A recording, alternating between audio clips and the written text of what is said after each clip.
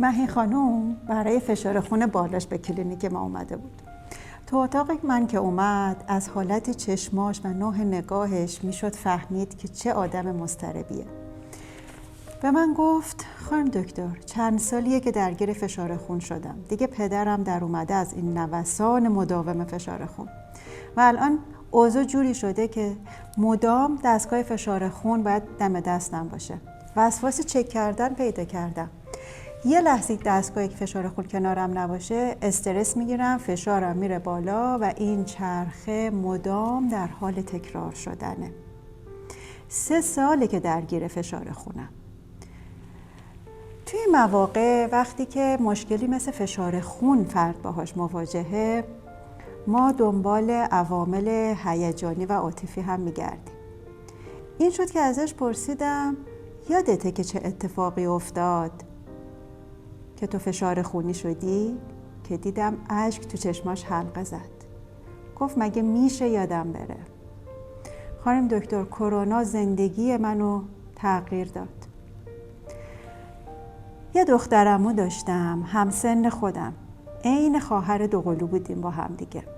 همه زندگیمون با هم بود، همه درد دلامون. خواهرم بود، مادرم بود، امن‌ترین فضای زندگی من بود. کرونا اون رو تو 1 هفته از ما گرفت. باور میکنی؟ انگار که خودم مردم. اون رو توی شهر خودمون دفنش کردن. من نتونستم برم و تو مراسم خاکسپاری شرکت بکنم. توانش رو نداشتم. و از اون سال تا به حال حتی نتونستم پا به شهرمون بذارم. چند باری به اصرار فامیل خواستم که برم. اما انقدر تو مسیر رفتن و تو جاده من فشار خونم بالا رفت و مشکل برام به وجود اومد که از همونجا برگشتیم. من دیگه نمیدونم باید چیکار کنم. خب ما قرار شد که با مهین خانم 2 تا پلن رو با هم پیش بریم. یکی ترک چک کردن فشار خون همیشگی و خلاص شدن از وابستگی به دستگاه فشار خون و تو مرحله بعدی کار کردن روی سوگ حل نشده نسبت به دخترموش و رفتن سر مزارش. پس ما قدم به قدم با همدیگه شروع کردیم. قرار شد که اول دستگاه فشار خون رو کنارش داشته باشه اما ازش استفاده نکنه. تو مرحله بعدی از اتاق دورش کنه، بذاره توی قفسه‌ای جایی و همینطور یواش یواش این فاصلش رو از دستگاه فشار خون بیشتر کنه تا جایی که تنها زمانهایی بره سراغش و فشار خونش رو چک کنه که دکترش بهش گفته. بعد از چندین جلسه که ما به این مرحله رسیدیم، حالا نوبت رسید به تمرین رفتن سر مزار. چجوری ما این کار کردیم؟ من از مهی خانم خواستم که مراحل رفتن به شهرشون و رفتن به سر مزار رو مو به مو با تمام جزئیات عین یک فیلم کوتاه تو ذهن خودش مجسم بکنه. در حالی که داره سوار ماشین میشه، پا به جاده میذارن، به شهرشون میره سر مزار و در همه این مراحل مهی خانم آرومه، فشارش تحت کنترل، استرسش تحت کنترل و میتونه از پس این ماجرا بر بیاد به خوبی. چندین جلسه طول کشید تا مهی خانم تونست حتی این تصور رو هم بدون اضطراب تحمل بکنه. و وقتی ما به این مرحله رسیدیم با همدیگه قرار گذاشتیم که مهی خانم یه سفر بره شهرشون.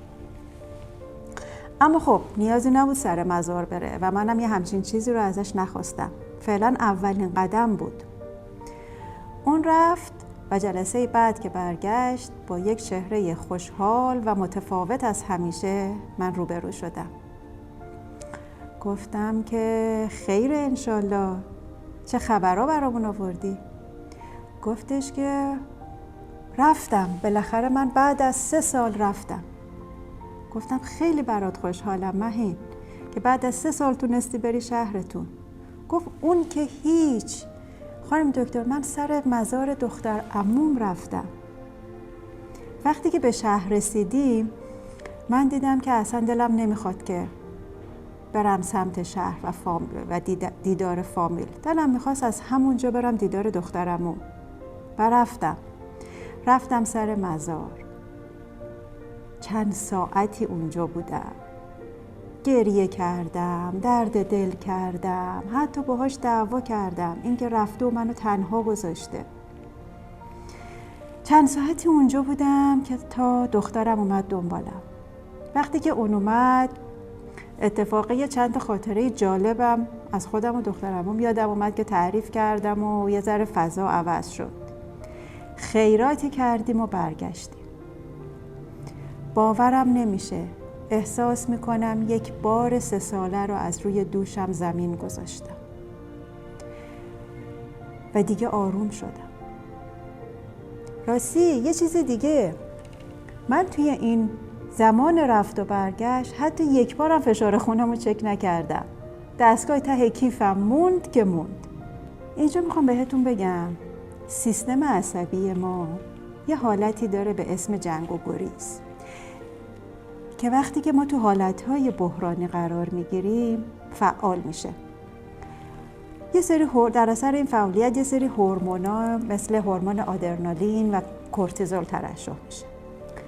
این فعالیت ها باعث میشن که ضربان قلب و فشار خونمون بالا بره و یه سری واکنش های دیگه هم اتفاق بیفته. اما خب طبیعتاً موقتیه و بعد از حدوداً چند دقیقه میتونه برطرف بشه. اما اگه این اضطراب و استرس و این واکنش های جنگ و گریز قرار بشه که برای یه مدت طولانی و مزمنی تو بدن ما اتفاق بیفته، مشکلات خیلی زیادی رو میتونه به همراه بیاره با خودش، مثل بیماری‌های مختلف قلبی یا حتی سکته. اینی که اینجا دوست دارم بهتون بگم، استرس، اضطراب و بحران توی زندگی ما اجتناب ناپذیره. چیزی که این وسط مهمه نحوه برخورد ما با شرایط موجوده.